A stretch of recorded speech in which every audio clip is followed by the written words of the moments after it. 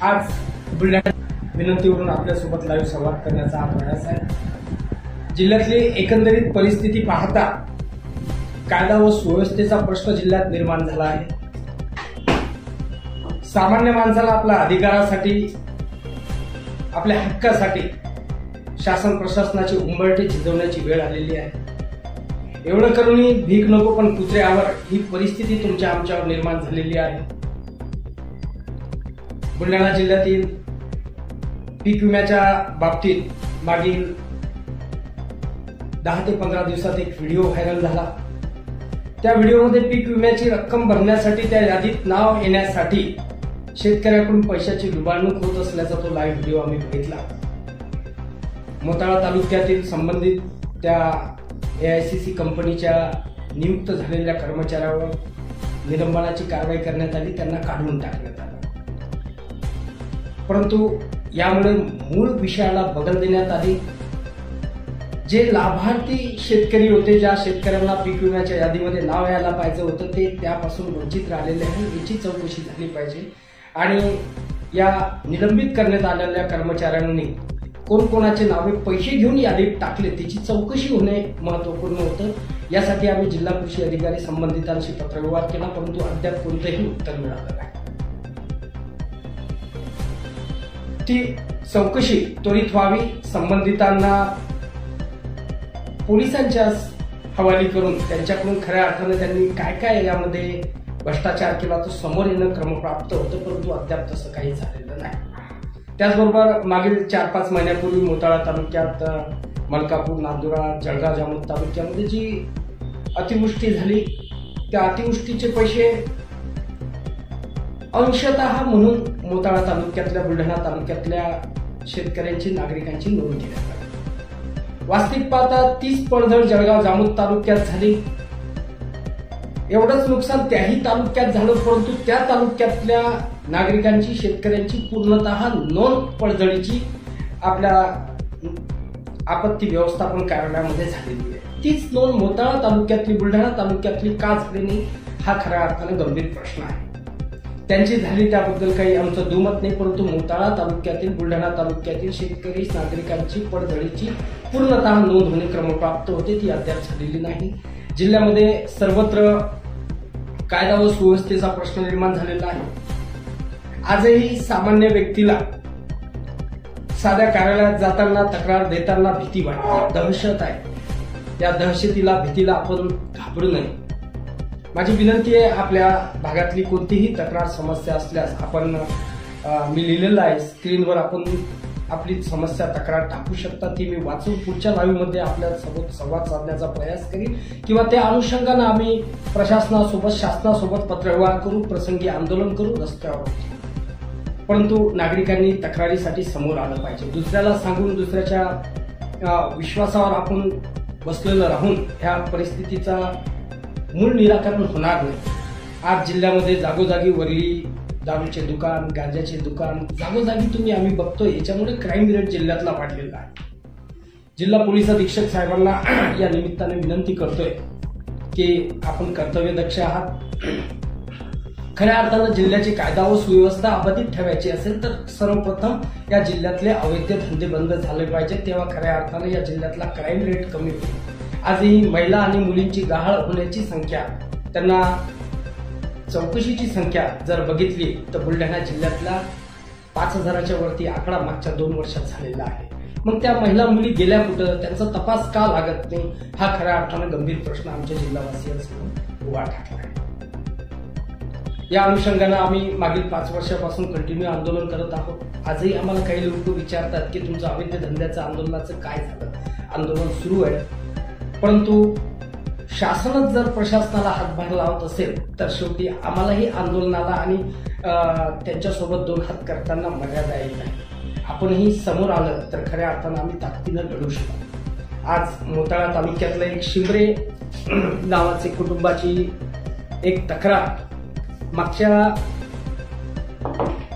10/11/2023 रोजी बोराखेडी पोलीस स्टेशनला देण्यात आली आहे। 7-7.5 लाखाचे दागिने चोरट्यांनी चोरले, त्याची नोंद झाली, चोरटे पकडल्या गेले, त्यांना कोर्टात उभं करण्यात आलं आणि त्यांची जमानत झाली, रिकव्हरी शून्य झाली. त्याच चोरट्यांनी वाघजाळ फाटा त्या परिसरात 4-5 ठिकाणी दरोडा टाकला, चोऱ्या केल्या, परंतु वसुली काही होत नाही. या अनुषंगाने इन्व्हेस्टिगेशन ऑफिसर जे IO आहेत त्यांच्या कार्यक्षमतेवर खऱ्या अर्थानं प्रश्नचिन्ह निर्माण झालेलं आहे की आरोपी पकडल्या जातात, पकडल्याच्या नंतर त्यांच्याकडून रिकव्हरी काही होत नाही आणि त्यांची जमानत कशी होते, हा खऱ्या अर्थानं मूळ प्रश्न या ठिकाणी. हीच परिस्थिती जिल्ह्यात सर्वत्र आहे. पोलीस प्रशासनाच्या माध्यमातून गावगुंडांना बगल दिल्या जाते का? आज आम्ही पोलीस स्टेशनला जातो, आमची तक्रार घेताना 10 वेळा आमची चौकशी केल्या जाते. आम्ही फिर्यादी म्हणून तक्रार देण्यात जातो तेव्हा आमची चौकशी केल्या जाते आणि ज्यांच्या विरोधात तक्रार दिल्या जाते ते गावगुंड मोकाट फिरत आहे. हे खऱ्या अर्थानं दुर्दैव आहे. ही परिस्थिती बदलण्यासाठी आम्ही समोर आलो पाहिजे आणि ती परिस्थिती बदलण्यासाठी खऱ्या अर्थानं आता जिल्हा प्रशासनाने एक पाऊल उचललं पाहिजे. तिथल्या विकास कामांचा प्रश्न असेल, आम्ही गावोगावी खेडोपाडी फिरलोय. काही ठिकाणी विकास कामं छान झाले, काही दुमत नाही, परंतु परिस्थिती विकास कामांची जर आपण निहाळली तर रोड झाल्याच्या नंतर त्यावर गिट्टी टाकण्यात आलेली आहे, त्यावर चुरी टाकण्यात आलेली आहे, डांबरचा कुठं लवलेश नाही, अशी परिस्थिती आहे. काही ठिकाणी विकास कामं झाले, तिथले छतच उडून गेले, तिथल्या भिंती उडून गेल्या. यावरून त्या विकास कामाचा दर्जा किती आहे हे आम्ही लक्षात घेऊ शकतो. त्या विकास कामांचा दर्जा सुधारला पाहिजे. जे विकास कामं झाले त्याचं ऑडिट कुठंतरी झालं पाहिजे. तेव्हा खऱ्या अर्थानं आमच्या पैशाचं चीज झालं असं आम्ही समजू शकतो. आजही ग्रामीण भागामध्ये जाताना बऱ्याचशा ठिकाणी पाऊस आल्याच्या नंतर आम्हाला 1-1, 2-2 तास थांबावं लागते. ही एक विदारक परिस्थिती आज आमच्या जिल्ह्यात निर्माण झाली लक्षात घेऊ शकतो. त्या विकास कामांचा दर्जा सुधारला पाहिजे. जे विकास कामं झाले त्याचं ऑडिट कुठंतरी झालं पाहिजे. तेव्हा खऱ्या अर्थानं आमच्या पैशाचं चीज झालं असं आम्ही समजू शकतो. आजही ग्रामीण भागामध्ये जाताना बऱ्याचशा ठिकाणी पाऊस आल्याच्या नंतर आम्हाला 1-1, 2-2 तास थांबावं लागते. ही एक विदारक परिस्थिती आज आमच्या जिल्ह्यात निर्माण झालेली आहे. ही परिस्थिती बदलण्यासाठी खऱ्या अर्थानं नागरिकांनी आपल्या परिसरातील ज्या काही समस्या तक्रारी असतील त्या आमच्यापर्यंत प्रशासनापर्यंत पोहोचवण्याचा प्रयास करावा. जिल्हा प्रशासनाला, नगरपालिका प्रशासनाला आणि पोलीस प्रशासनाला एक नम्र विनंती या निमित्तानं करतोय की आपण शासनाचे पगार घेता, आमच्या कर्तव्याविषयी, नागरिकांच्या सुखसुविधेविषयी आपण बांधील आहात. एक दिवस एक सर्वे बुलढाणा शहरामध्ये आपण जर काढला तर कुठं अवैध धंदे सुरू आहेत तुम्हाला दाखवण्यासाठी आम्ही समोर येऊ शकतो. आमच्या सोबत चालून एक दिवस जर सर्वे केला तर काय नागरिकांना मूलभूत नागरी सुख सुविधा या ठिकाणी भेटत आहेत ते आम्ही पाहू शकतो. ही परिस्थिती बदलण्यासाठी शासन प्रशासनाने ग्राउंड फ्लोअरला जाऊन रस्त्यावरून सामान्यांच्या, नागरिकांच्या समस्या तक्रारी सोडवण्यासाठी एक सर्वे करावा ही विनंती या निमित्तानं करतो. नुकतंच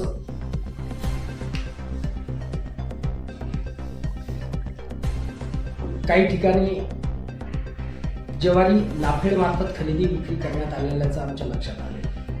ती ज्वारी खरेदी विक्री करत असताना ज्या व्यावसायिक लोकांचे नाव आणि फोटो नाफेडमध्ये नोंदणीकृत करण्यात आले ते कुठले आहेत त्याची शहानिशा झाली पाहिजे. ही ज्वारी बाहेर राज्यातून आपल्या जिल्ह्यात येत आहे आणि या ठिकाणी नाफेड मार्फत विकल्या जात आहे. हा खऱ्या अर्थानं खूप मोठा गोड आहे. मूळ शेतकऱ्यावर अन्याय करणारी ही घटना आहे. त्याची कुठेतरी चौकशी झाली पाहिजे. त्याचबरोबर आज आपल्या शेतकरी बांधवांना पीक विम्याची रक्कम असेल, अतिवृष्टीची रक्कम असेल, त्यांना मिळणारा मोबदला असेल, बँकेचं शेतकरी कर्ज असेल, क्रॉप लोन असेल, या बाबतीत वारंवार अडचणी आलेल्या आहेत. त्या अडचणीला बाजूला सारण्यासाठी जिल्हा प्रशासनानं एक शेतकऱ्यांसाठी आणि त्यांच्या समस्या सोडवण्यासाठी एक स्पेशल समिती नेमावी आणि त्या समिती अंतर्गत आम्ही जे काही आज या ठिकाणी तुमच्यासमोर मांडतोय याचे पत्रव्यवहार आम्ही शासन प्रशासनासोबत वारंवार केलेले आहे, आंदोलन केलेले आहे. त्याची साधी दखल आपल्याकडून घेतली जाते. म्हणून आज आम्हाला लाईव्ह होऊन या माध्यमातून जनजागृती करण्यासाठी तुमच्या कार्याचा, खऱ्या अर्थानं गैरकारभाराचा एक खुलासा जनसामान्यांसमोर आम्हाला करता यावा म्हणून आम्ही या ठिकाणी लाईव्ह होत आहे. आपण त्वरित ही परिस्थिती बदलसाल ही अपेक्षा या निमित्तानं व्यक्त करतो. अन्यथा याही पुढे जाऊन आम्हाला शासन प्रशासनाचे वाभाडे काढण्यासाठी रस्त्यावर उतरावं लागेल, सभा घ्यावा लागतील. ही विनंती मी या निमित्तानं जिल्हा प्रशासनाला करतो. आपल्या बुलढाणा जिल्ह्याच्या बाहेर छत्रपती शिवरायांची अस्मिते असलेला एक प्रश्न असल्यामुळे या ठिकाणी आपल्यासोबत तो शेअर करतोय. छत्रपती शिवरायांनी 27 एप्रिल 1645ला रायरेश्वर पठारावर स्वराज्याची शपथ घेतली होती. स्वराज्य संकल्पनेचा तो शपथविधी त्या ठिकाणी झाला होता. आज त्या रायरेश्वर पठाराची जी जमीन आहे 12 आर जमीन तत्कालीन मंत्री अनंतराव थोपटे यांनी रायरेश्वर पठार विकास परिषदेच्या अंतर्गत तो 7/12 स्वतःच्या नावावर करून घेतलेला आहे. तो 7/12 त्यांच्या नावावर झाल्यामुळे रायरेश्वर पठाराचा विकास थांबलेला आहे. त्या ठिकाणी शासनाचा प्रशासनाचा कोणतेही विकास काम त्यामुळे होऊ शकत नाही. मी या लाईव्हच्या माध्यमातून महाराष्ट्रातील तमाम शिवप्रेमींना हा विषयाच्या अनुषंगाने विनंती करतोय की हा 7/12 ग्रामपंचायतच्या नावावर व्हावा. रायरेश्वर पठाराच्या विकास कामासाठी ते अत्यंत महत्वपूर्ण बाब आहे. यासाठी समीर घोडेकर नावाचे शिवप्रेमी भोर तालुक्यातील तहसील कार्यालयासमोर 18 तारखेपासून आमरण उपोषणाला बसलेले आहे. त्या उपोषणाला तुम्ही आम्ही सर्वजणांनी पाठिंबा दिला पाहिजे. शासन प्रशासनासोबत आपण पत्रव्यवहार करण्यासाठी किंवा आपण या उपोषणाच्या पाठीशी खंबीरपणे उभे आहात यासाठी पत्रव्यवहार करावा.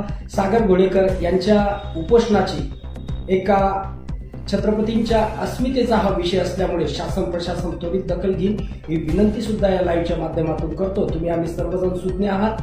अनंतराव थोपटे हे माजी मंत्री आहेत.